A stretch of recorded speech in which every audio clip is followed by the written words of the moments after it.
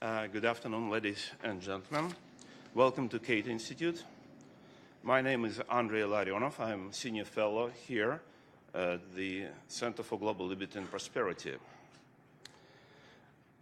When several months ago we have started preparation to this event, we were hoping to have almost purely academic discussion on the situation in Ukraine, 4 years since the beginning of the Revolution of Dignity in November 2013. But the development of the last several weeks, and especially the yesterday's and today's night events, have corrected slightly our plans. As we all know, yesterday's night unprecedented storm by hundreds of commanders of the security service of Ukraine of the private apartment of one of our speakers today, the former president of the Republic of Georgia and the former governor of Odessa region, the leader of movement of new forces, Mіхеіл Саакашвілі, and attempt of the Ukrainian authorities to arrest him, and it has been publicly admitted yesterday by the Office of the Prosecutor General of Ukraine, without any indictment, any summons, any document from law enforcement bodies, has shocked Ukrainian society and the world alike, and sparked seems to be like a genuine political crisis in Ukraine. Even more unprecedented became immediate mass mobilization of tens of thousands of Ukrainian citizens who, after more than 4 hours battle with police forces, have freed Mіхеіла Саакашвілі. Therefore, so our intention largely remains the same, is to try to understand what has really happened in Ukraine in the last 4 years, why it has happened, what achievements have been made and what mistakes have been made within Ukraine and by Ukrainian allies in the West. What can and should West do now? First of all, we probably need to devote some time to understand the nature of the current crisis. We have probably no better person to learn about it than Mіхеіл Саакашвілі himself, former president of Georgia, former governor of Odessa region, leader of movement of new forces. We are looking for a Skype connection with Kyiv right now. He is at Maidan, just has delivered a speech, and I am asking our technical team to see whether we have a connection with Kyiv right now.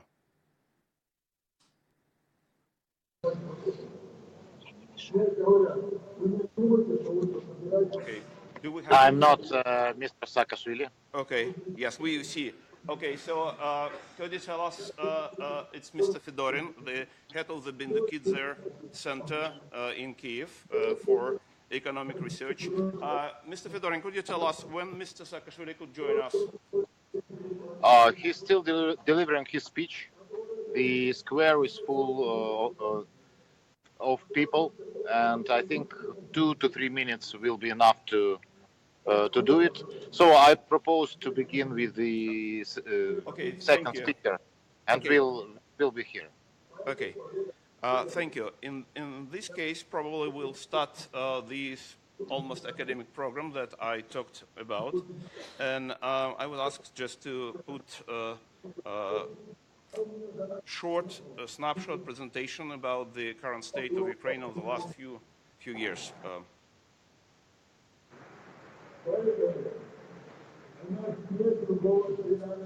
Do we have it? Oh, all right.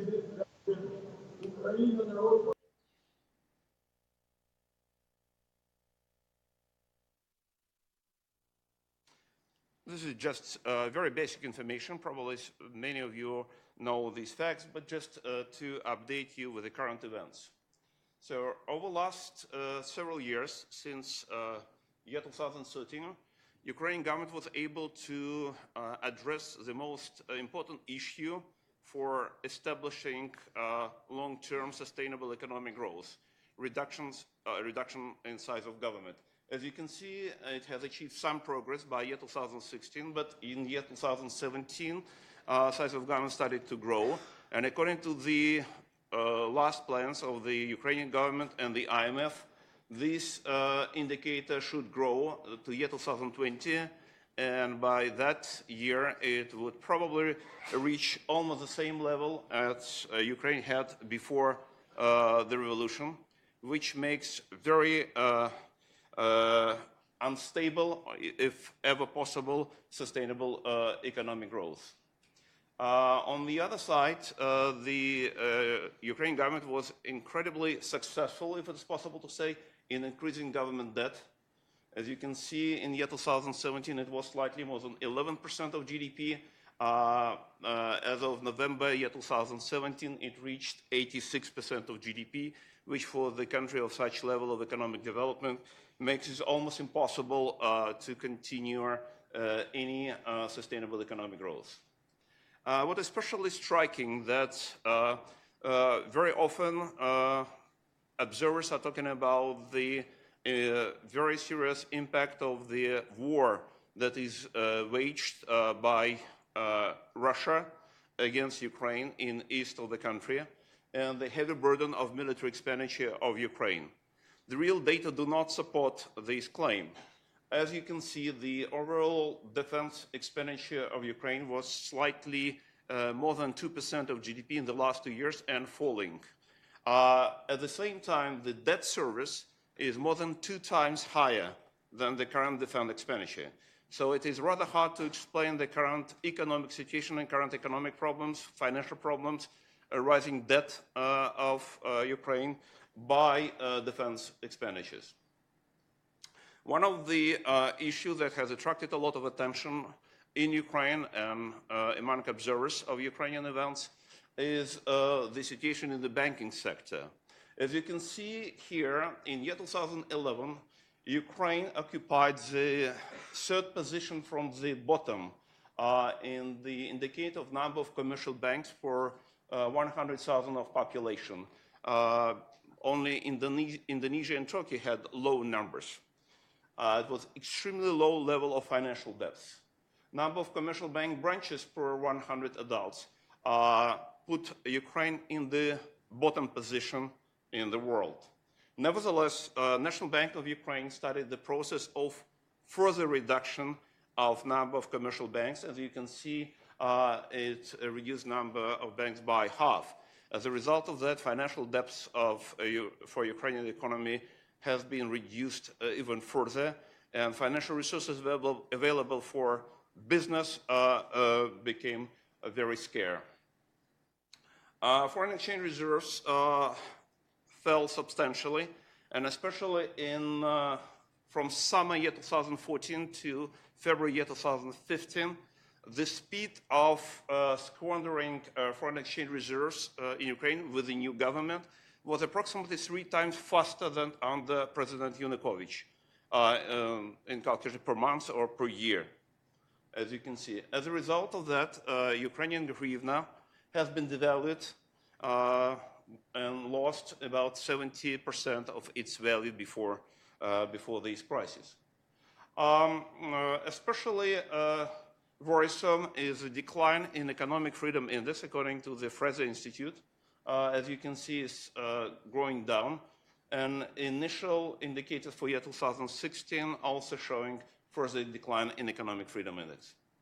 As a result of this, GDP growth was very limited in the last 2 years, after more than 16% decline in year 2014 and year 2015. Even more worrisome is a decline in rule of law measured by Freedom House, as you can see here, over the last several years. A reflection of this situation is the substantial changes in public opinion polls. Here, as you can see, the result of the 3rd annual Ukrainian municipal survey performed on behalf of the Canadian government. As you can see, for January and February year 2017, according to different regions of Ukraine. Even in the region of Vinnytsia, the birth or the central place for the President Poroshenko, the support of the president is relatively low.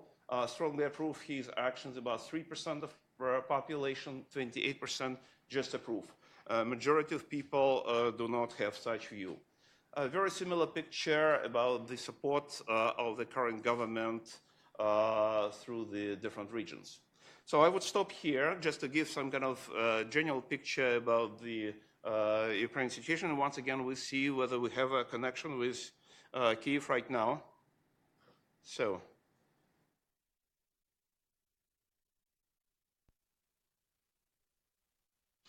All right, looks like we're still waiting for Mr. Saakashvili to join us. So in this case, I would invite to the podium our two speakers, two distinguished speakers, Katerina Smagli and Sergei Nasenko. All right, Mr. Fedorin, so just could you tell us? I think it's a matter of a minute or two. All right, okay, thank you. Okay. Mrs. Smagli, Mr. Nasenko, could you please join me here at the panel?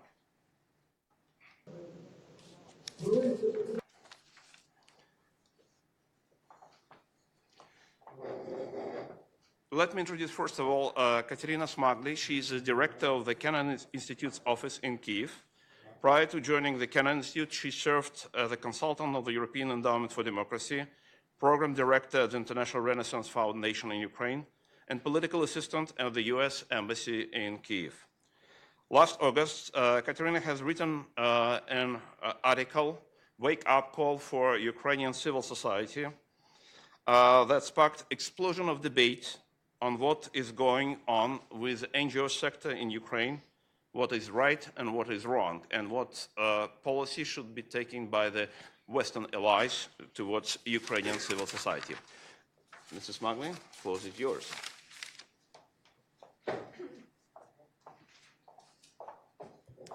Good afternoon. Thank you very much, Dr. Illarionov and the Cato Institute for hosting today's Ukraine event.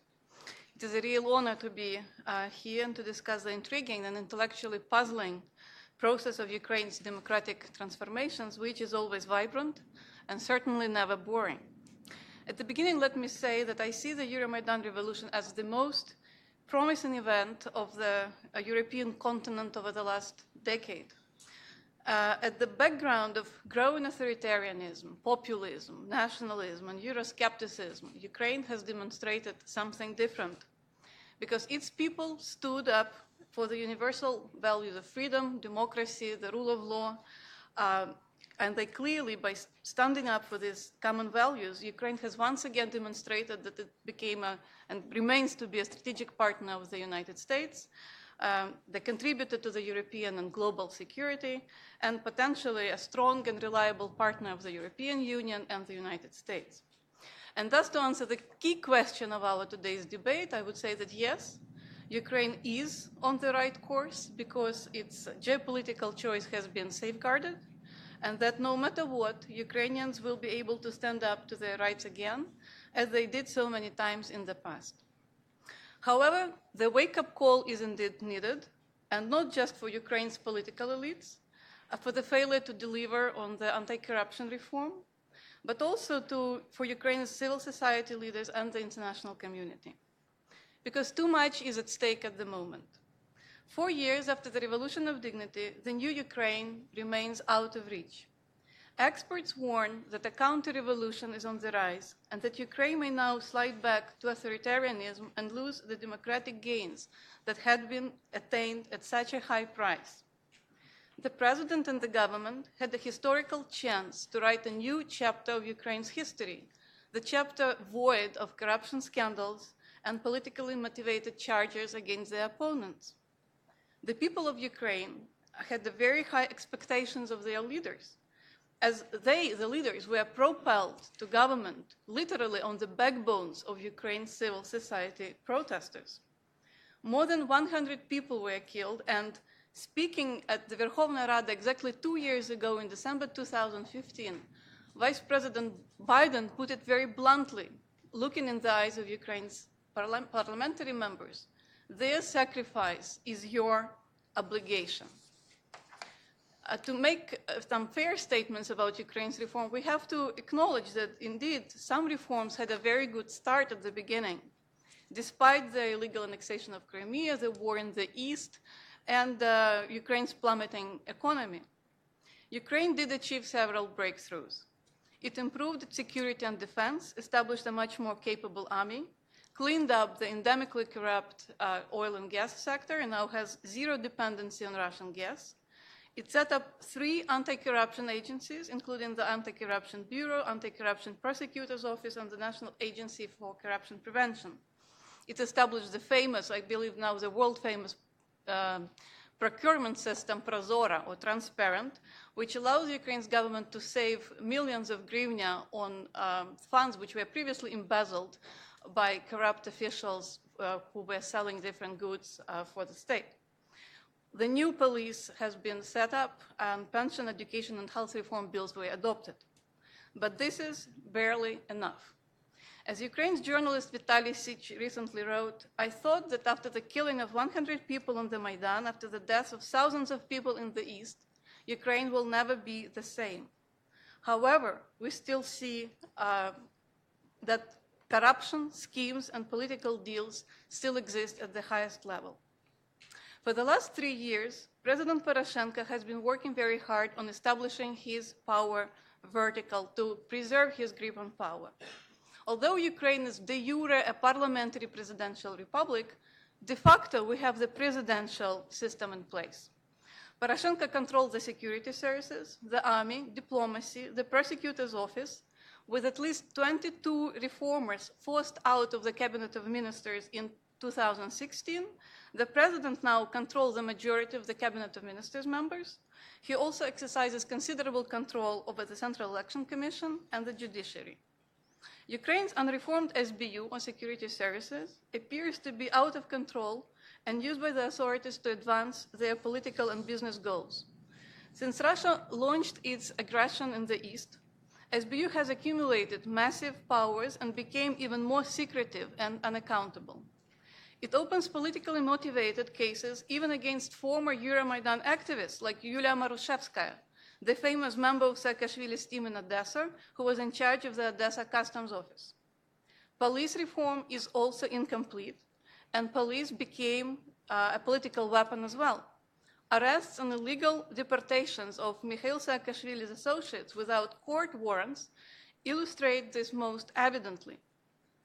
At the time when Ukraine's post-Euromaidan leaders do not hesitate to arrest political opponents, they fail to convict even one person for the murder of 100 protesters at Euromaidan. The judicial reform is similarly slow. It has taken 18 months to nominate judges for the new Supreme Court. Almost 30 out of 113 new Supreme Court judges were disqualified by civil society for violating judicial ethics, possessing ill-gotten wealth, and making unlawful rulings. But nevertheless, President Poroshenko accepted their credentials. In the last months, it became increasingly evident that Ukraine's anti-corruption bodies cannot fulfill their function, and that presidential administration attempts to control their work. Just today, Yegor Sobolev, the famous Euromaidan activist, was stripped of his powers as chairman of the Rada Committee for Anti-Corruption, and 2 members of the pro-presidential coalition have tabled a resolution which would allow them to dismiss NABU chairman without an audit, and probably place somebody very loyal to the president to control this institution. So we witness attempts to diminish NABU's powers and subordinate it to the Office of the Prosecutor General and thus to the president. The effectiveness of new anti-corruption bodies is also limited in the absence of independent court system.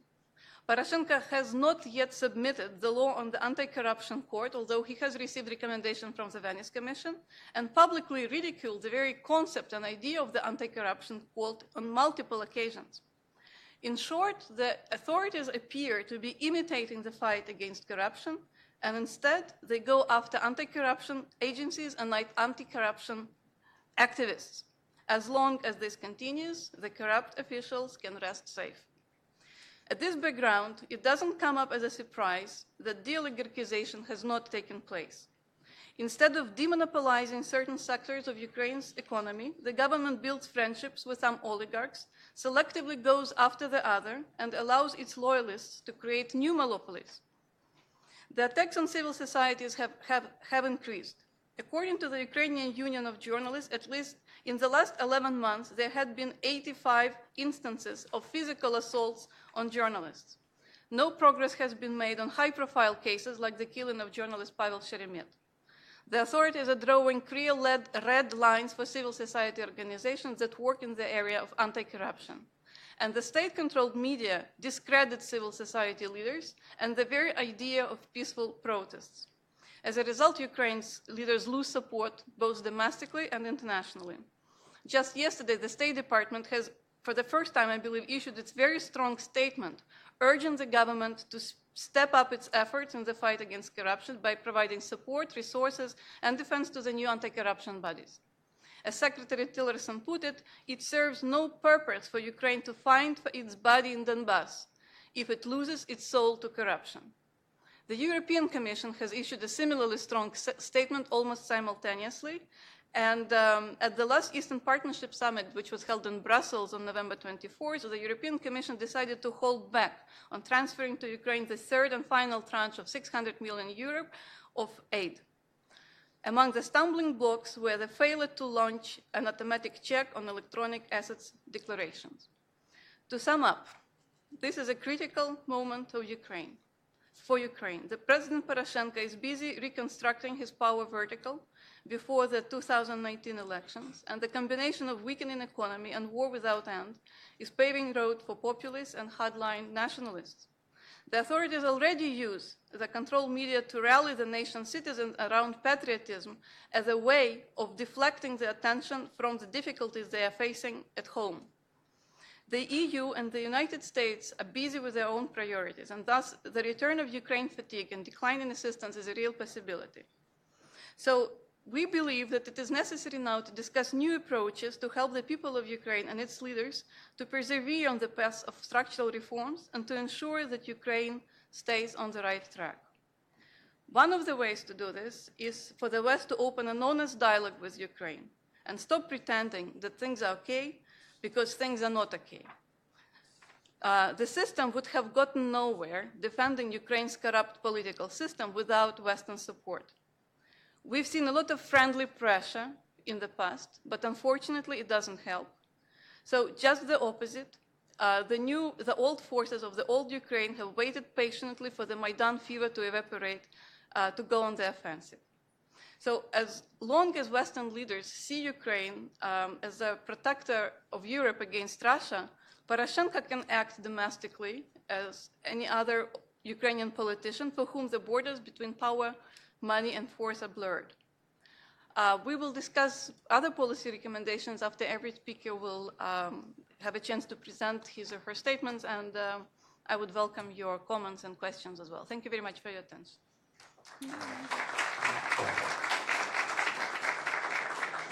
Thank you, Mrs. Margley. So can we check whether we have, okay, looks like we have a connection with Kiev.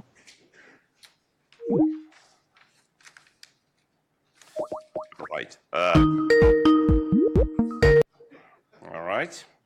So it looks like we're establishing connection. So nearly 4 years have passed since the Ukrainian Revolution of Dignity brought down the corrupt government of Viktor Yanukovych. This revolution inspired widespread support in Ukraine and around the world and generated hope for a better future for the country and for the whole region. Yet Ukrainian expectations are far from being met. The economy has shrunk by 16%, the authorities have devalued the currency and defaulted on national debt. Living standards of Ukrainians have plummeted. Economic growth remains weak. What is the most important, that levels of corruption and political and civil liberties have hardly changed. Good evening, Mr. President. You just came from the meeting near Верховна Rada, Parliament of Ukraine. Yesterday's event have shocked many observers, sincere and friendly supporters of new Ukraine, Ukraine that is fighting aggressor, Putin's Kremlin, Ukraine that is looking forward for a bright future among free, democratic and peaceful nations.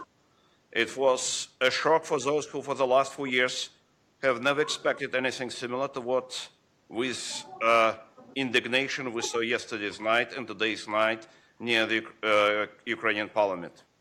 Mr. President, please tell us what all these attacks and all these actions of the authorities towards you, towards many other political leaders and civil activists means.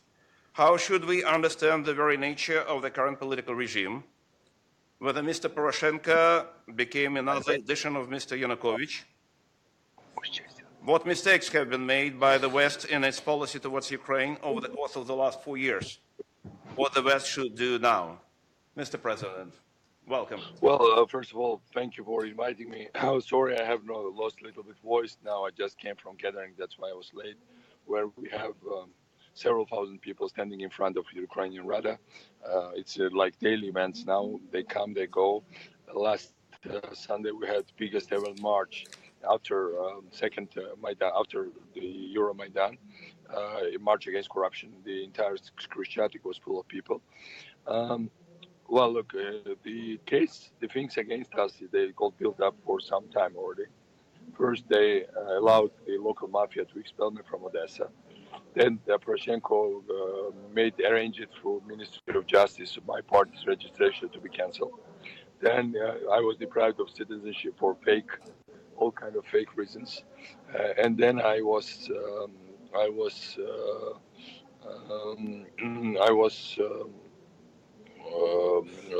thrown out from the country actually as a result. Then they tried to prevent me from coming back through absolutely illegal means, through blocking the trains and on the Polish territory, through announcing that all the border pass points are mined. And now they, on false pretenses, they tried to arrest me yesterday. In fact, they tried to arrest me without arrest warrant, without my lawyer being present, without submitting any formal document, which is a rude violation of Ukrainian law. So that's all I can say. What is happening about me, but I think overall that's an all-out attack on Ukraine's institutions. National Anti-Corruption Bureau of Ukraine is under huge attack. We have huge problems with independent members of parliament that are being harassed. Today, indeed, they took decision, the committee, to fire the independent chairman of the Anti-Corruption Committee of the Parliament, Yegor Sobolev. You obviously have anti-corruption activists under attack. You have all kind of things happening, all kind of ugly things. Well, that doesn't help Ukraine. That doesn't help Ukraine's image in the world. I think that weakens Ukraine. That makes Ukraine's adversary, Russia, stronger. That's all I can say as a starting point. What are your questions? All right. Thank you, Mr. President. Just speaking to us, even with the problems with your voice. I cannot avoid the question that became in the center of debate yesterday and today. Prosecutor General of Ukraine yesterday has accused you in conspiring with Putin's Russia, calling you as an agent of FSB. And today, about 5 hours ago, President Poroshenko himself has called you and your supporters and your colleagues as enemy of Ukrainian people, working on behalf of Russia.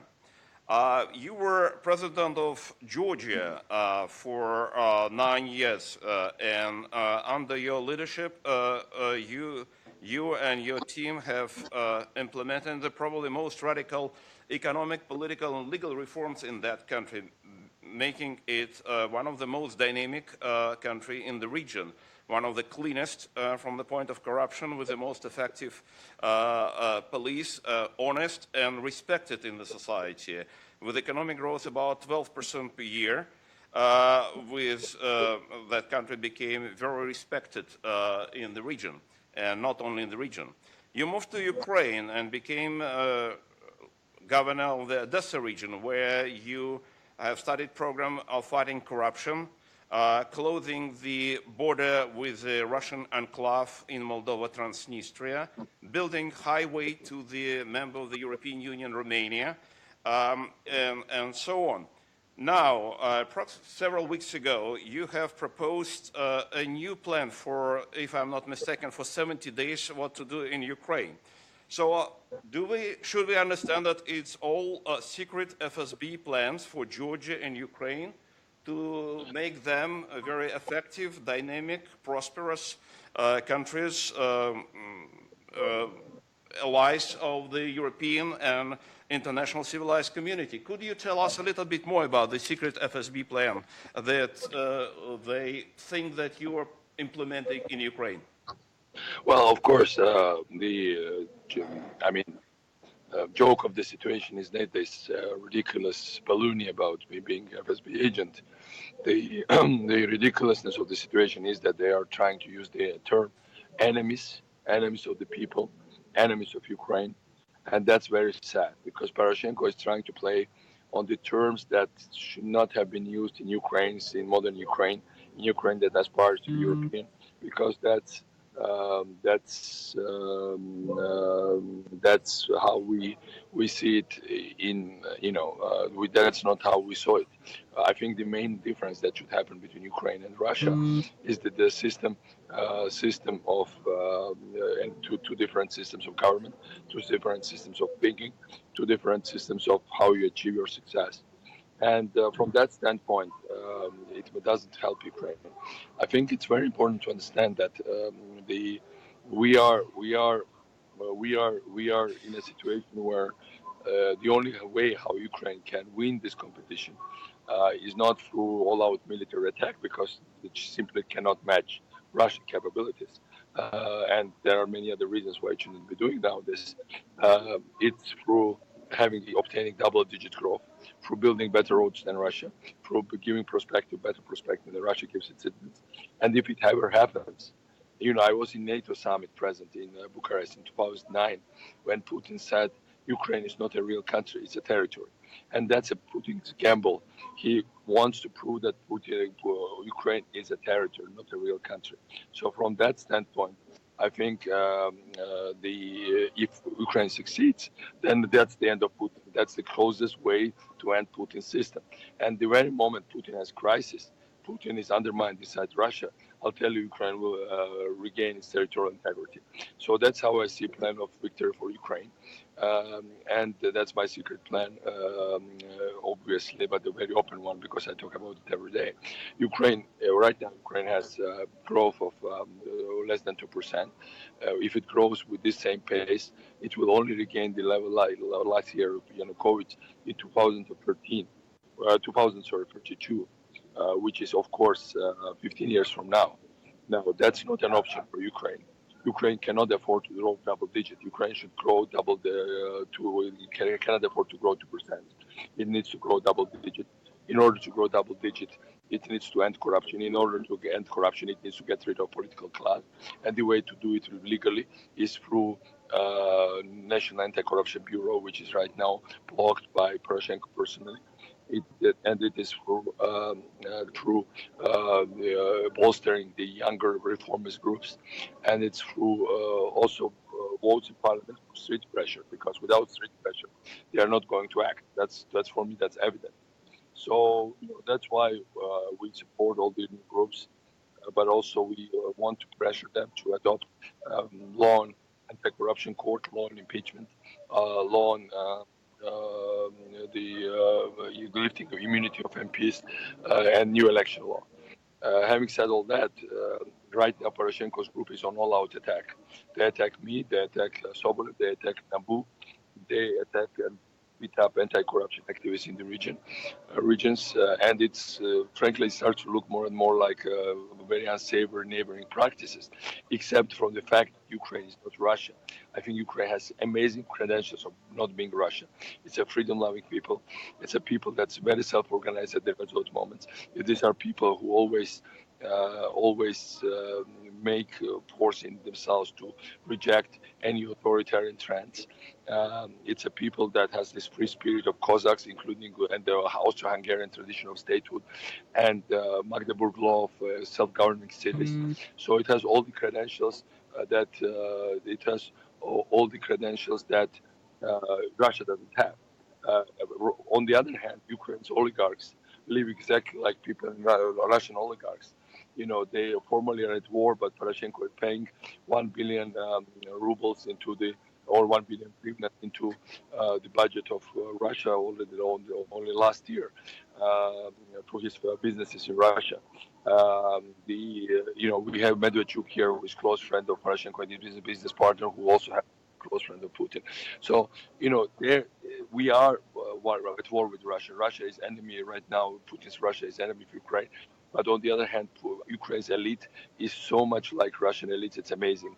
But if Ukraine has to go to the West, and is going to the West, it has to go for middle class, not for oligarchs. But so far, middle class has been voting with their own, movements, and they've been going to the West without Ukraine. They've been just emigrating to Poland and other countries, Canada, etc. And that's not helped.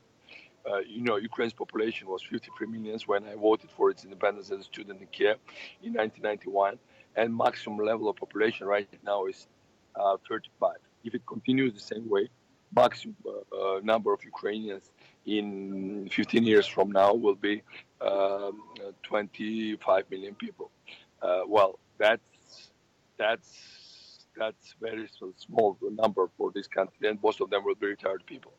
So we are dealing with demographic catastrophe, and the only way to reverse all of this and to stop further disintegration of Ukraine is to have fast growth, fast development, fast reforms, and that's going to solve also the issue with Russia. Thank you, Mr. President. Do you have time for a couple of questions from Sure. the audience? Okay, thank you.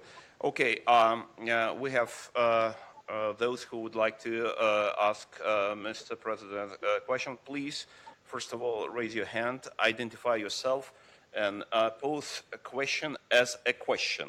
Okay? Yes, microphone, please, here.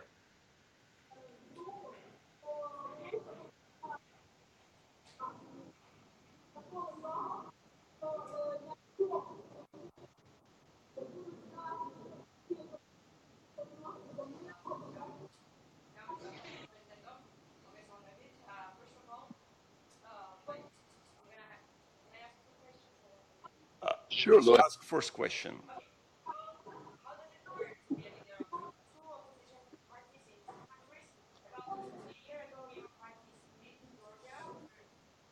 Over your role, partly, and you have declared that once the party split, that this was, you stopped a vicious plan to remove you from the leadership role in Georgia. Meanwhile, you are fighting for the opposition in Ukraine. How can you reconcile being leaders of the two parties in two countries? Well, I'm not pretending at all to be the leader of party in Georgia. I'm an honorary chairman there, but I assure you, I don't even intervene into strategic decisions. This is still the main opposition party in Georgia.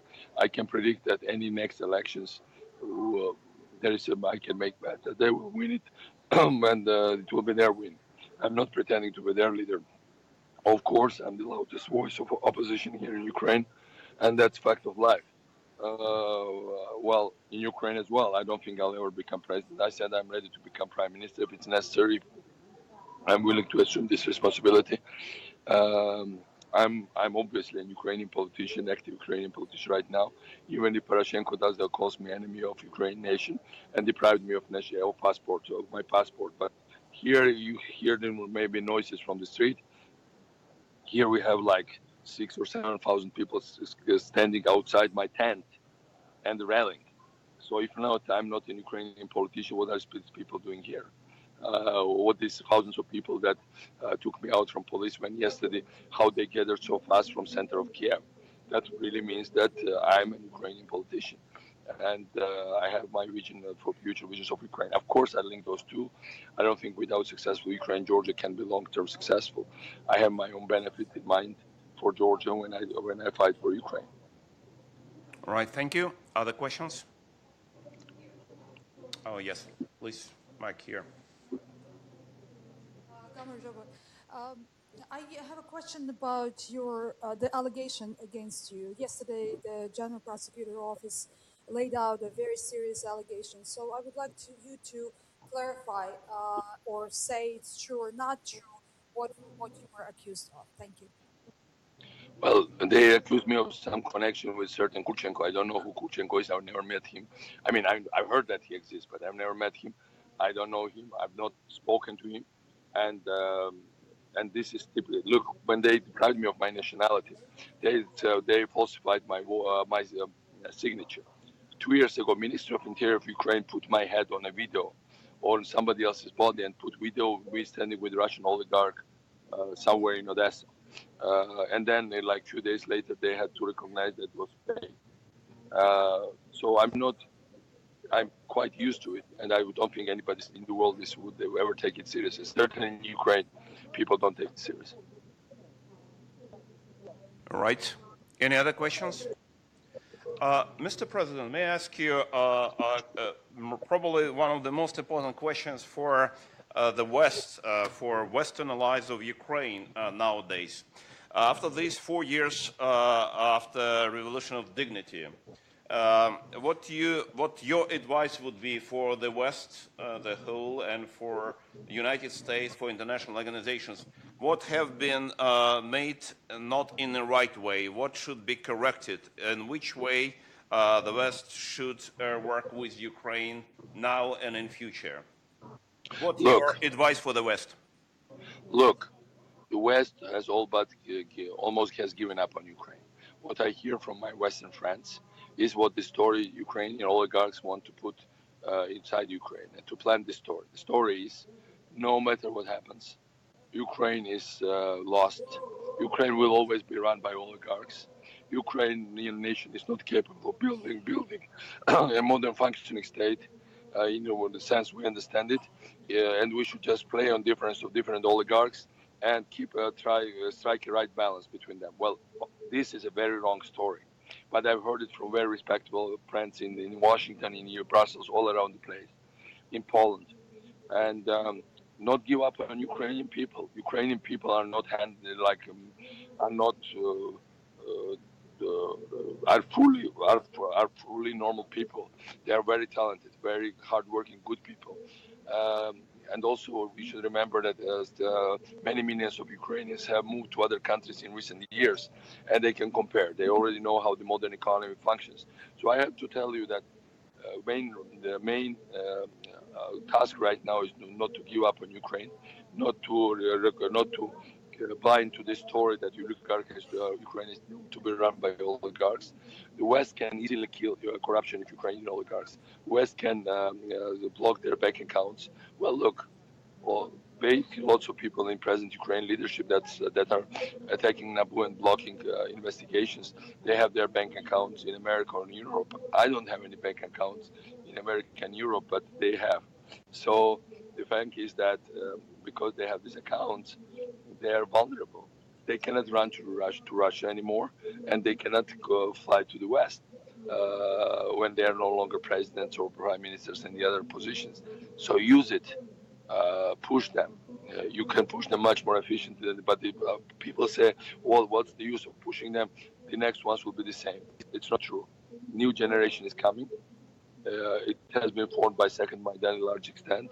There are young members of parliament like I.M. Leshchenko, Sveta Zalishchuk, lots of people like deputy heads of administrations, local deputy ministers that have got taste of power. They wanted to do reforms. Reforms they haven't really worked, but they want to come back for more. And these are the allies of the West, real mental allies, not the oligarchs. Oligarchs internally are allies of the Russians, that's for sure. Mr. President, thank you very much for joining us this very important and very timely session. We wish you all the best, you and all Ukrainian people, in building a peaceful, democratic country and bright future. Well, right now, first of all, Andrei, thank you for everything you are doing. Also, I have to tell you have lots of fans in Ukraine. People keep quoting me your quotations all the time. Second, I have to say that I'm lucky I'm in your air, because right now I would be sitting in some SBU cellar somewhere in center of Kiev if people had not freed me. So actually you are risking by taking an irregular into your Cato conference because I'm legally a fugitive right now. And third one, I have to say that when you wish us peaceful continuation, peaceful is the key word. We want peace here. We want peaceful democratic transition. and that will be decisive for the future of Ukraine and all of us. Thank you. Once again, thank you very much. Be safe, and all Ukrainians must be safe and prosperous and democratic in free country. Thank you very much.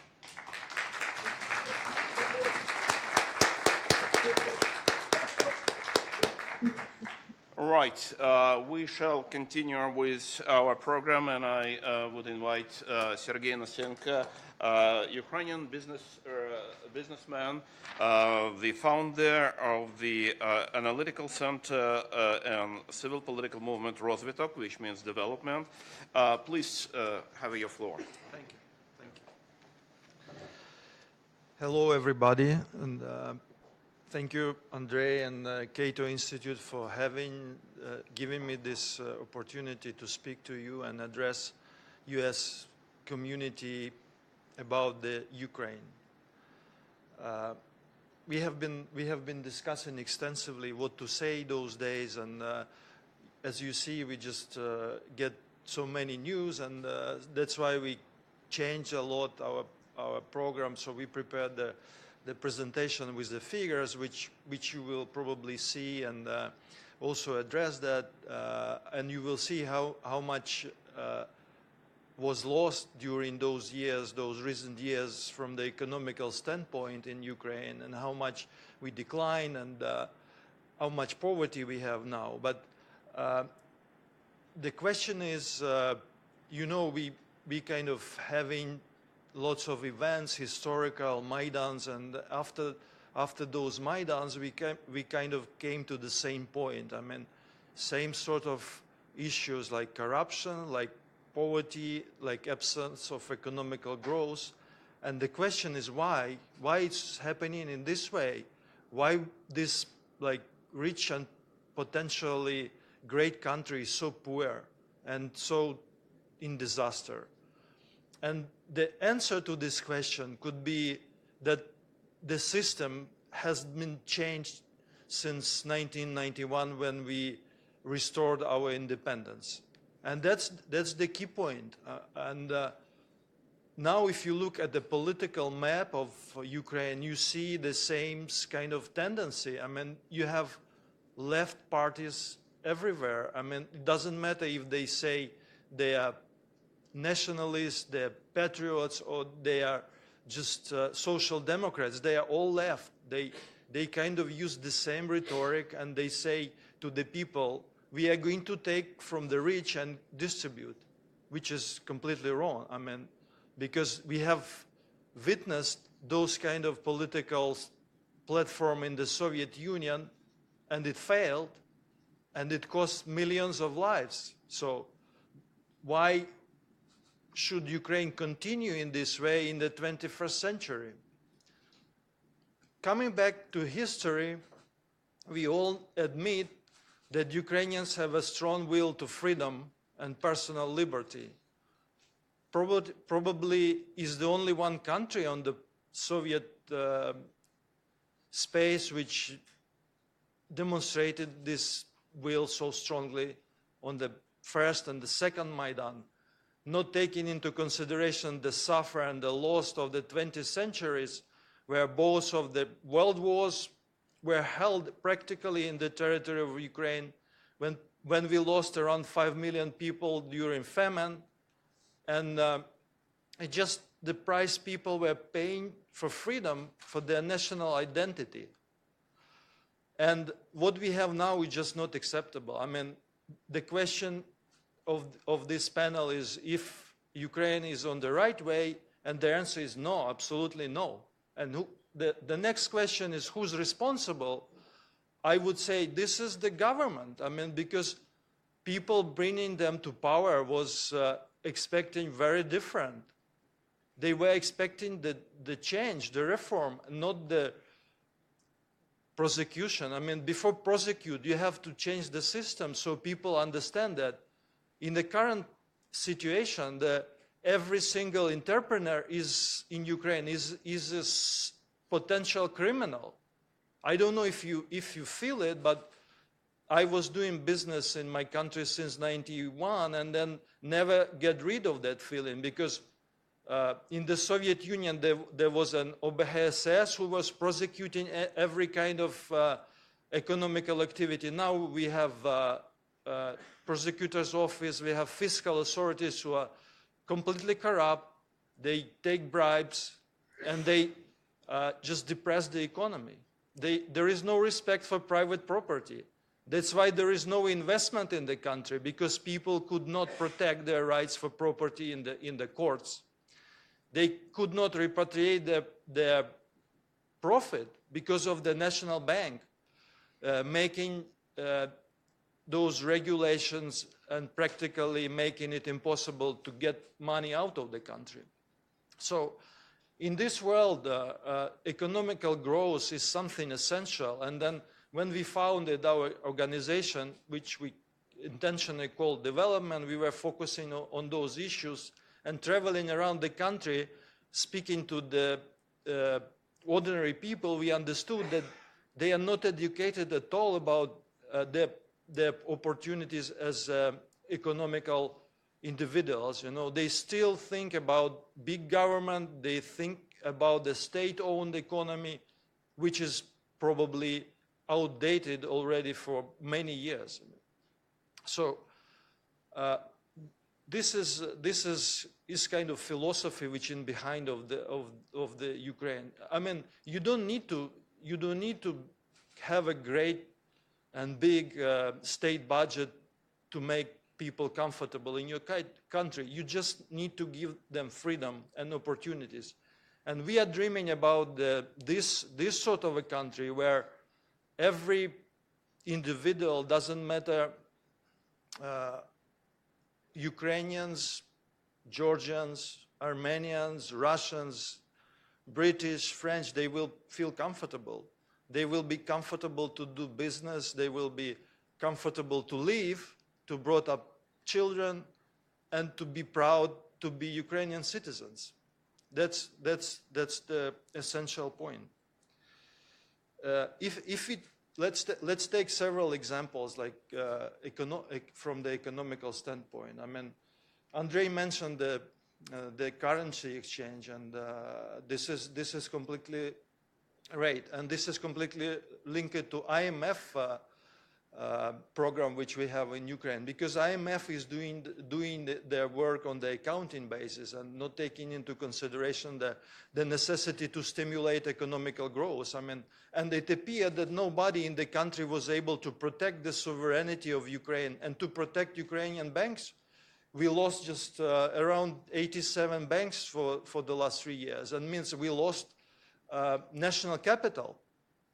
And moreover, we lost like 700 billion hryvnias in those banks.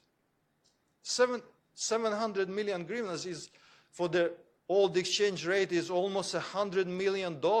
I mean, we don't need any kind of external financing if we learn how to be hosts in our own house. I mean, that's the problem. I mean, and the NBU, is the National Bank of Ukraine, is supposed to be an independent organization, but is nowadays it completely depends on the president. I mean, that's obvious. You know, for the moment, the National Bank governor is on vacation and long-term vacation, and no other governor is appointed in the time when the country is so poor and so in need of investments and strong politics in the financial sector. This is one thing. Then the other topic we are now discussing is that about the lethal weapon to protect Ukraine. Yes, it's important. I mean, it's important when you are at war. But look, who's gonna be in charge of that weapons? I mean, Oboronprom, everybody knows, is a monster. Is a corrupt monster which is just not transparent. I mean, how we can rely and get those weapons in this current system? I mean, this is a stress to everybody, and the community will be after complaining that at the end of the day that weapons ended to be sold to somebody. I mean, why don't we kill ISIS? I mean, that's a big thing. I mean, and the other example is natural gas and Naftogaz, and we have been promised many times. And I'm from my business standpoint, I'm an investment banker. So we were trying to help the government many times to to finance the subway construction in Kiev, and also trying to help them to reform Naftogaz. But at the end of the day, this is not transparent how they even choose the advisors. I mean, the example of Naftogaz is just there. I mean, Rothschild and the Rothschild were acting through their Moscow office. I mean, they were speaking with Yanukovych about splitting the Naftogaz, and now the same people, they are speaking with the current government how they will split Naftogaz, and this is not transparent at all. We don't know anything about who's gonna be in charge of transit of natural gas. And the other story is everybody says that we need an investment to increase our own production. At the end of the day, as I said, you couldn't just get any kind of investment from outside, because the rule of law is not there, is completely prohibitive to any kind of investor to put money into the country. So we will still be dependent. Doesn't matter what the government say, we will still be dependent on the importing of natural gas. I mean, and then we all know that the gas which is coming from the side of Europe is in fact has Russian origin, unfortunately. And at the same time, in the 70s, Ukraine used to be the only one of the few natural gas producing regions in the Soviet Union before they start developing the Siberia. So that's a huge deposit there. And strategically, Ukraine is very important for the world. I mean, it's just, as I said, the wars were always there because of the geopolitical location. We have the best agricultural lands in Europe. So that's a country which can offer many things to the international community, international business communities and investors. But at this moment, we just could not realize that potential, unfortunately. So I just said about the main thing which are not good in the country, but to my mind, the plan is just completely changes the system. The system to deregulate, to remove the procedures which are source of corruption. And then after that, we will be able to prosecute people because for the moment, you literally can prosecute everybody. I mean, in our organization, we have several business people like IT guys, and they always complain, I mean, about the law enforcement authorities are just a part of a business process, which is completely unacceptable. It doesn't matter if it's the tender procedures or just normal economical activity. The other thing is the tax reform. We should change the tax system, which is absolutely outdated. We should come back to the conditions when the national capital will be growing again and not declining like it happened right now. So from the international standpoint, I would suggest that we should not say Ukraine is the government in Ukraine. We should think about people and separate people and the government for the moment, because unfortunately, to my opinion, and it's supported by the facts that people are leaving the country, you know, that's like 30 million, 32 million people instead of official 45 is just very sad. I mean, young people leaving to live in Poland, in Germany, everywhere, they just don't stay. So we are losing the country, and that's the point, to just completely redo the system. Thank you. All right, thank you very much, Sergey. So now we're moving to the Q&A session, but let me ask first question for both of our speakers. Now we have a very clear-cut two different responses to the questions that have been posed as the title of this panel. Is Ukraine on the right course? We have the very clear answer yes, and we have a clear answer no. So that's give us a floor for interesting discussion ahead of us. May I ask you, over last time there was a lot of comparison of the current government and current political regime with the previous one, Mr. Poroshenko with Mr. Yanukovych. Putting aside the foreign policy, putting aside the defense, the war in East Ukraine and situation in Crimea, let's talk about the internal domestic situation, domestic policies of the current government in economic area, towards political opponent and political system, towards civil society. What's your assessment? How would you compare these two governments, Mr. Yanukovych and Mr. Poroshenko? Mr. Poroshenko similar, not similar? What is common, what is different between two governments? You want to start, Kat? No, I don't. Yeah, right. excuse me. Hello. Yeah, economically speaking, I would say this is the same because you know the story about debts and poor economical performance started exactly after Yanukovych was elected. I mean, the hard law enforcement and the raiders, that problem started there, and then the Maidan was also about that. I mean, because the economical activity of the people changed dramatically. I mean, you know, Yushchenko was very liberal in this way, and then people get hope, and then Yanukovych changed it backwards, and Maidan, the second Maidan, the dignity revolution, was also because of that. But the new hope never came true because the new government, they just headed the corruption system which was created by Yanukovych, unfortunately.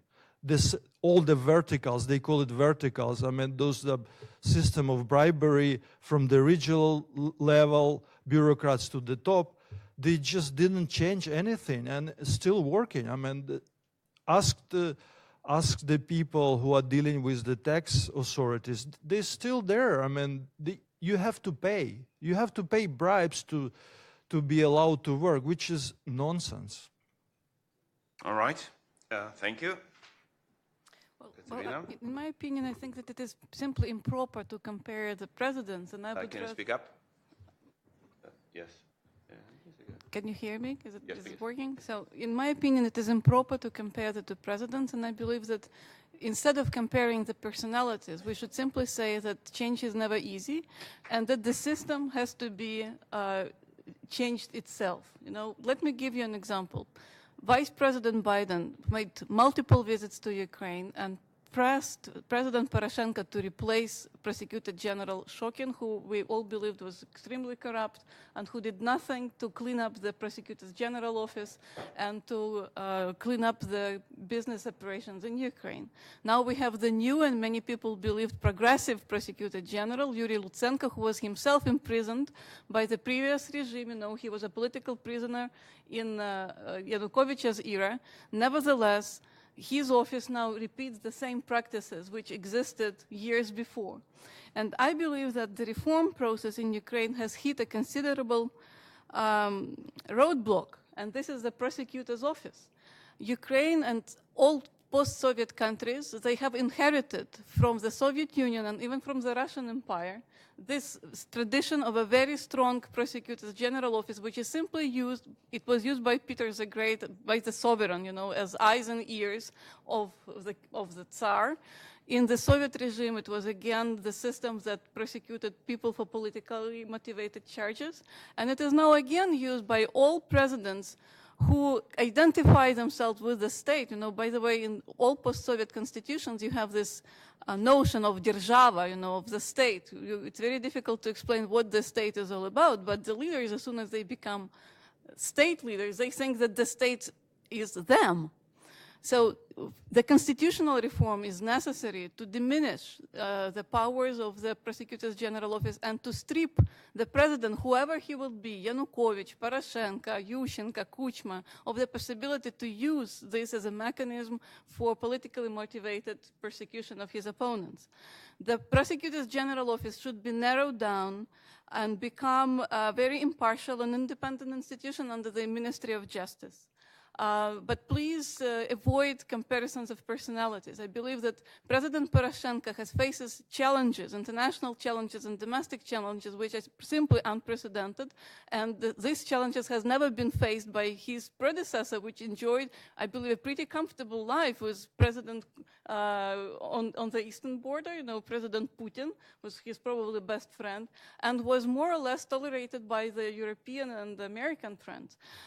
President Poroshenko does have to deliver on many other promises, but I believe that the current situation in Ukraine has probably still gives him a chance to demonstrate that he is a strong leader of the country, and with some corrections in the current policy, the Ukraine will divert into the right direction.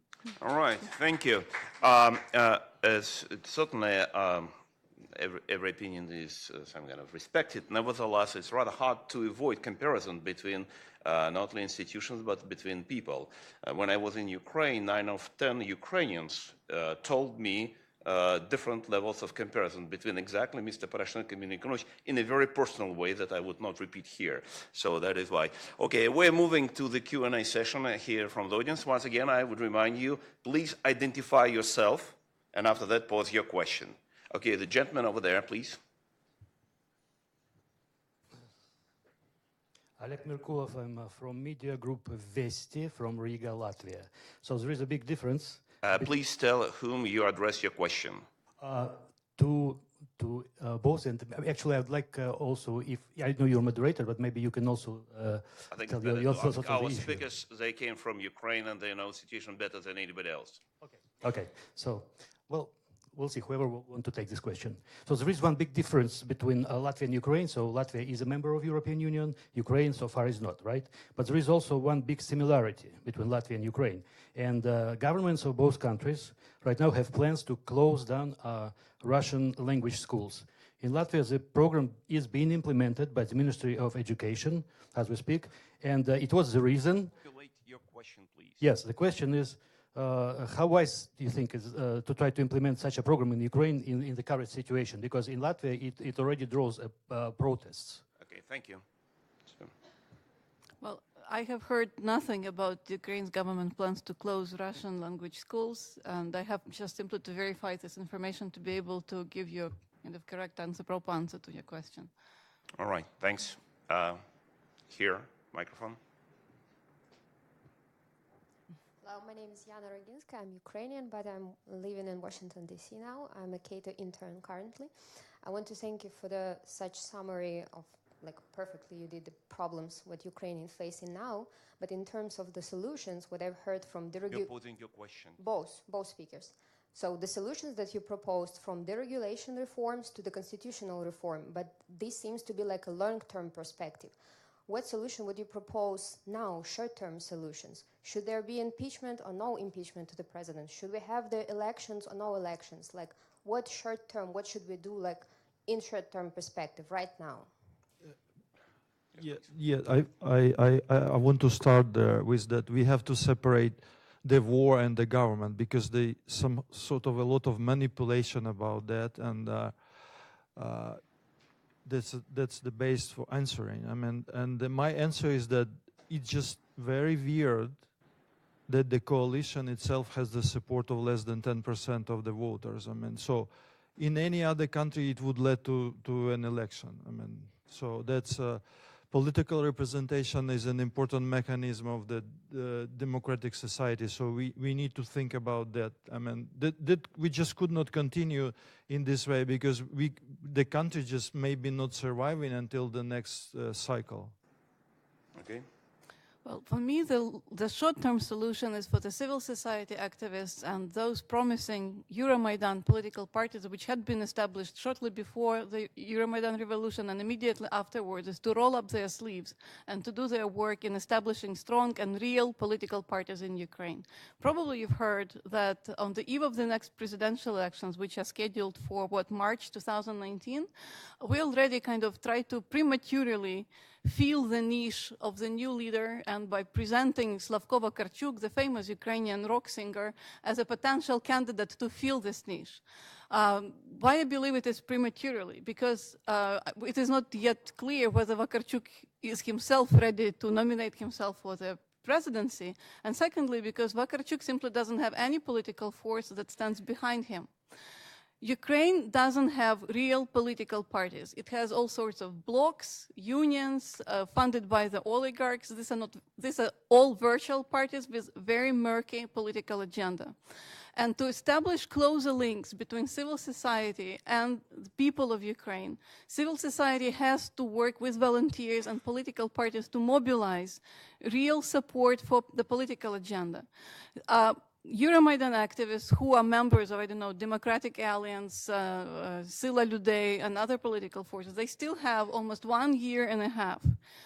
Yes, they should support and continue the anti-corruption efforts. Yes, they should continue revealing all sorts of misdeeds which are currently done by the authorities.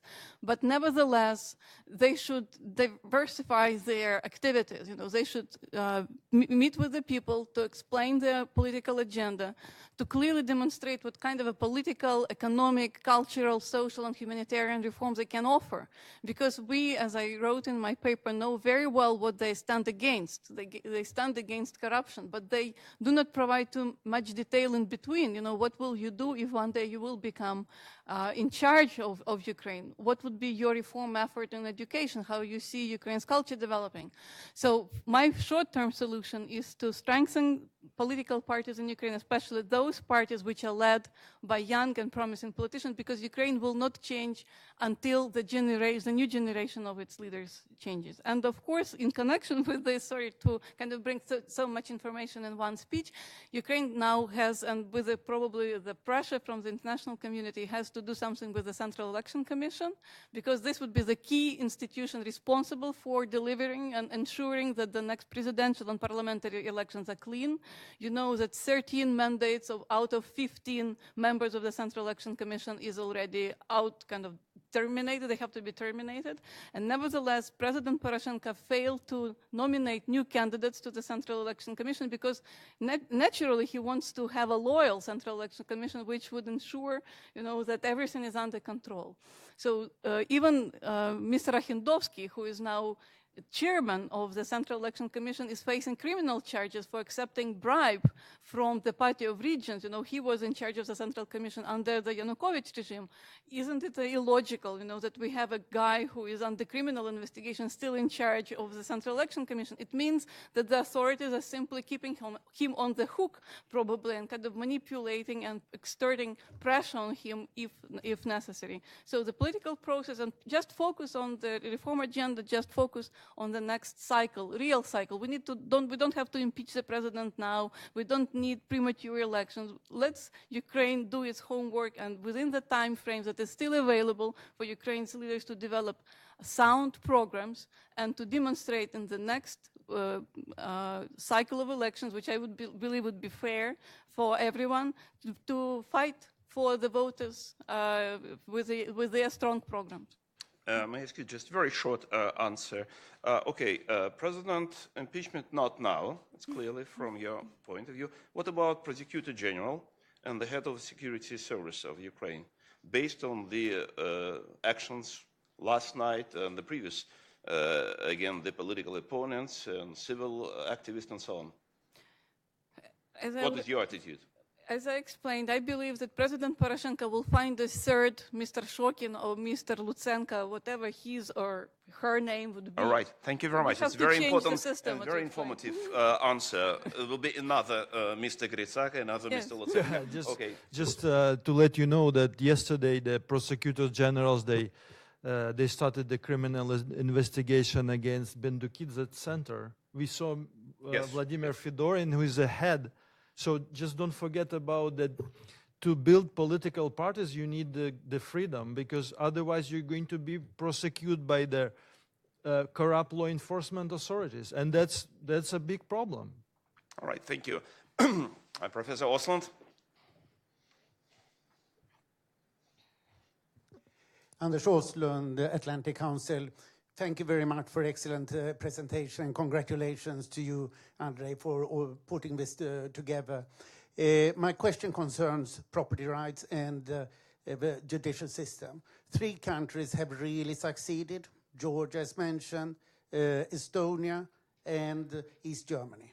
They sacked all prosecutors, they sacked all judges, and built up new systems. And shouldn't that be done, as with NABO, new system, and outside international judges who put it up? Isn't this the way to go? And these are the key institutions, as Andrei mentioned: prosecutor's office and SBO, and also don't forget the judges. These 3 institutions, sufficiently few people so they can all be moved aside, and there are sufficiently many who can take their jobs and be competent. But you need to have an outside force, as with the appointment of Sitnik for NABO. Isn't this the way to go? Thank you. Okay, thank you. And before I give you a chance to answer, I would like to ask you, Anders, for bringing the issue of NABU, National Anti-Corruption Bureau of Ukraine, which is now the most independent, the most honest organization that is fighting corruption. It is under unprecedented concentrated attack from the authorities. Not only Mr. Saakashvili, not only Menduk in the center, but those who are really fighting corruption. Okay, Mr. Lysenko, what would be your answer to the question? Yeah, I mean, we have witnessed some efforts to do that with the national police, building a new force, but it's some sort of stop it in the middle. But I completely support that we need to completely get rid of old people in the legal system. You couldn't just repair it. It's just, I mean, impossible. You need to start from the scratch. I completely agree. Okay. I am not an economist, so I simply pass on this question. Sorry, I'm not an expert. Not so much about economy, it's about institutional development, institutional structure of the country. Okay, anyway, so the gentleman over there.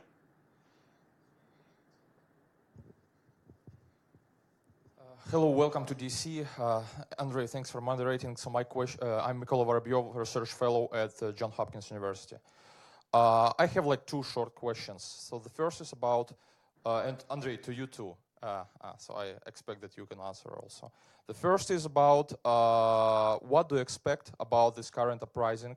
Because here in DC we hear different message about Saakashvili and about his yesterday detentions, about his connection allegedly with Kurchenko and so forth. So what do you expect? It's going to be another revolution? It's going to be just another pressure or early elections? And how you expect the United States to maybe intervene in this case? So what do you expect from the United States at this moment on its policy towards Ukraine? Thank you very much. All right. Well, I think the United States just recently, yesterday, has issued a statement and urged all participants of this process, both the protesters and the government, to ensure that all of this is resolved in a peaceful manner. And I don't think that the United States government will make any other public statements to go any further, because this would be considered an interference into Ukraine's domestic political process. And as long as politically charged, politically motivated persecution of Saakashvili's supporters stop, as soon as Ukraine's migration service stopped arresting and kind of deporting his supporters from the country, I believe that the pressure, international pressure on the Ukrainian government will be diminished in this case. But the protest will probably continue until the Rada convenes again and votes on other demands which had been publicly put on the floor by the protesters. So far, I believe that only one demand had been discussed in the Rada, and this is the new law on the election to get rid of the single mandate constituencies and to ensure that Ukraine will hold its next election under the pure proportional system with open party lists. All right. Yeah, I just wanted to add that I mean this is obvious that those days like when the media space is just monopolized in Ukraine and law enforcement is not in a good shape. I mean, we could not just say is it true or not true.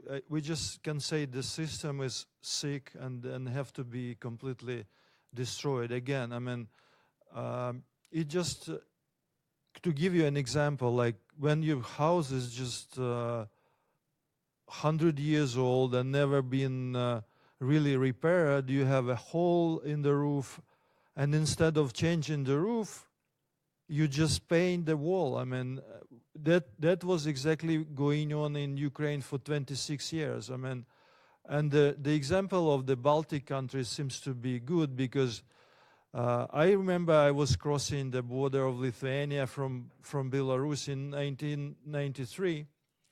There was a visa, there was a strong police control on the border. I mean, they managed to separate from the old system very quickly, and that was the key success. I mean, I'm not saying we need to separate from the world, but we need to be proud of being Ukrainians. I mean, doesn't matter what happened. I mean, that's the interest of Ukraine have to be the first, and then the rest is just we choose what is the best for us.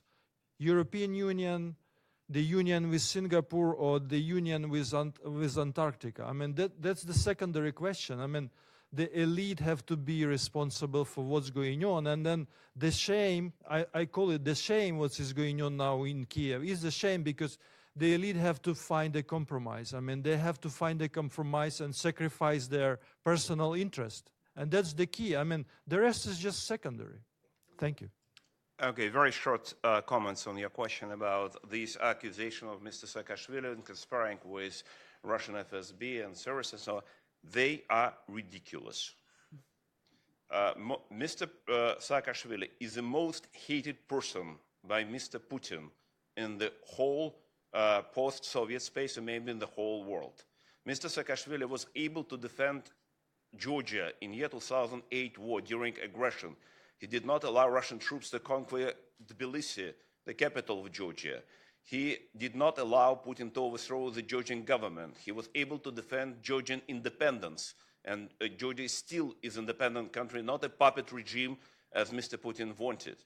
Mr. Saakashvili moved to Odessa and actually did not allow to develop what we can see now in east of Ukraine in Donbass, because it exactly what the plan was to do it in Transnistria in Odessa region. He was effectively in putting down this coup plot organized by the FSB. He was extremely helpful in bringing Ukraine towards Europe, not only building highways, but kind of bringing and building the Navy base for Ukrainian Navy in Odessa, strengthening it.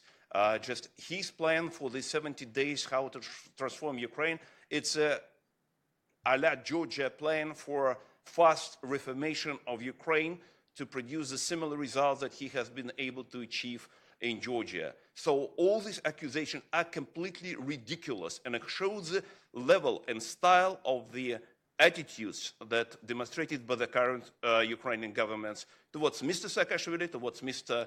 Fedorin in Bendukidze Center, towards Nabu, towards many others, their political opponents. I have just really last minute, and I would really ask both of you to give us your short advice to the West. What do you think West should do now in this very difficult situation for Ukraine, with aggression from outside, with the continuing corruption, with this rising authoritarian regime in Ukraine?